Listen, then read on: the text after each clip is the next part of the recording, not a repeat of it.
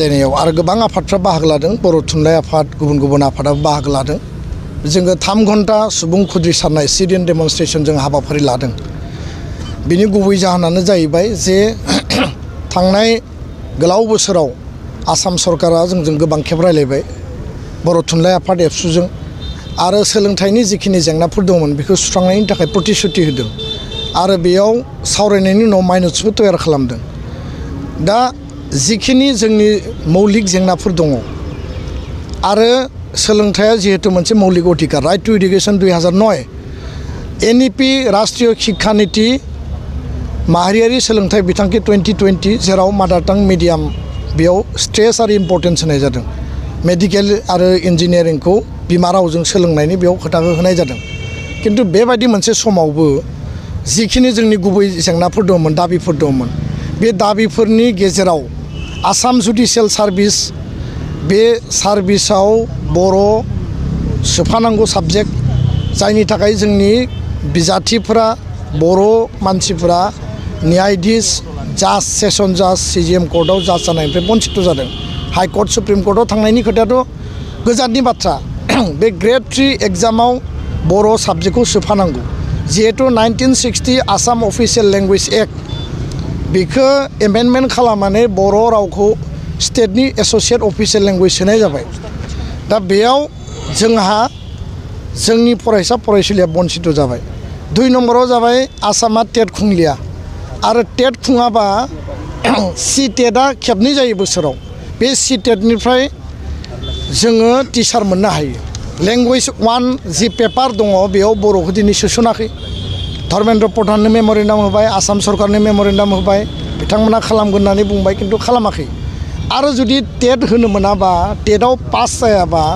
होनोनो मोनाबा पास जानायनि खोथाया गोजान होमबानिया जों टिचार मोनाबा बर' मिडियाम टिचारा बहानिफ्राय फैगोन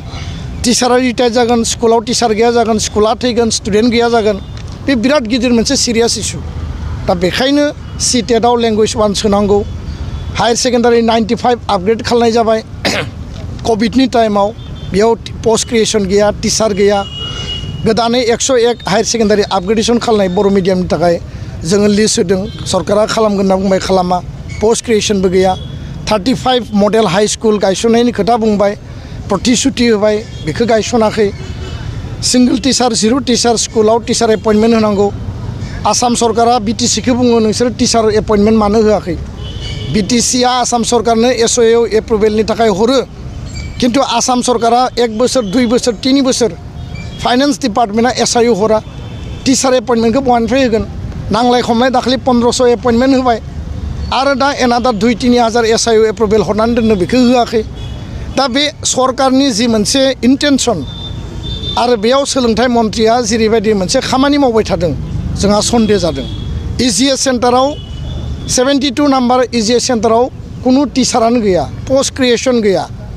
व्हेरेस बिथांमोना बेखौ रेगुलार खालामनानै होबाय SCRT-आव लेक्सारार गैया जोंनि टेक्स्ट बुकआ बोरै कारेक्सन जागोन स्कुल एडुकेशन बोर्डआव एकाडेमिक अफिसार गैया क्लास 9-10 हाई स्कुल दा हायार सेकेन्डारि फाइनाल लिरनो थांगासिनो दङ सेबा आरो काउन्सिल मोनसे जाबाय दा बेयाव कुइसन पेपारा रं फैयोब्ला दाया सोरनि जागोन बिथांमोना बुंगोन जे बर' मानसियानो बेखौ बानायदों जों जेला कुइसन खालामो बिथाङा जोंखौ नाना हरो आरो बेबायदि मोननैसो जिखिनि जोंहा मेजर इस्यु दङ जेराव text book publication कर्परेशनाव academic officer गैया टेक्स्ट बुकनि बेयाव रनसायनांगौ बे इस्युफोरखौ लानानै दिनै सरकारा नांगौ बायदि खामानि मावाखै डिब्रुगड़ इउनिभार्सिटियाव पोस्ट ग्रेजुएसन बड'लेण्ड इउनिभार्सिटियाव पोस्ट ग्रेजुएसन BB इन्जिनियारिं कलेजाव पोस्ट ग्रेजुएसन गुवाहाटी इउनिभार्सिटियाव पोस्ट ग्रेजुएसन आरो लोगोसेनो बड'लेण्ड इउनिभार्सिटि उदालगुरि केम्पास गायसनबाय बेयाव बिल्डिंखौ BTR काउन्सिला बानायबाय डिग्री मडेल कलेजखौ आसामनि एडुकेशन डिपार्टमेन्टआ हेन्डअभार खालामनानै होबाय किन्तु खोथाया जाहैबाय जे बेयाव बेसेबां डिपार्टमेन्ट जागोन बे डिपार्टमेन्टनि एगेन्स्टआव पोस्ट ग्रेजुएसन खालामाखै दा बे गासै जेंनाखौ लानानै जोङो दिनै खुद्रिसारनाय हाबाफारि लादों सरकारा मावा होनना बुङाखै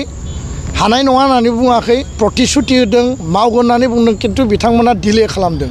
बिथांमोना माला मावगोन बिनि टाइमलाइन होआ बिथांमोना समाधान खालामनांगौ टाइमाव बिथांमोना माइनुट्स बानायनानै टाइम पास खालामदों आरो बेखायनो जों खुद्रिनानै दिनै हाबाफारि लादों गिबि मन्थ्रि बिथाङा बिनि सायाव हस्तक्षेप खालायगोन जोंहा आसा दङ जोङो दाबि आरो आवाज दैखांदों आरो बिथांनो जों मेम'रेन्डाम गथायनायनि गेजेरजों जोंनि जि इसु बे इसुनि समाधानखौ जों नागिरदों आरो जों आसाबादि आत्मबिश्वासि जे फैबाय थानाय 3-4 दाननि गेजेराव सोलोंथाइनि मेजर इसु स्कुल प्रभिन्सियलाइजेसन बर' मिडियाम एसामिस मिडियाम बिटिआरआव बाहेराव बर' मिडियाम बे गासिबो इसुआ वान्स फर अल रिजल्भ जागोन होननानै जोङो मिजिंथिदों आरो जुदि समाधान जुदि जायाब्ला गणतान्त्रिक आफाद छात्र संगठन जातीय संगठन हिसाबै जोंनि गणतान्त्रिक शान्तिपूर्ण आवाज आरो जोंनि आन्दोलनखौ जों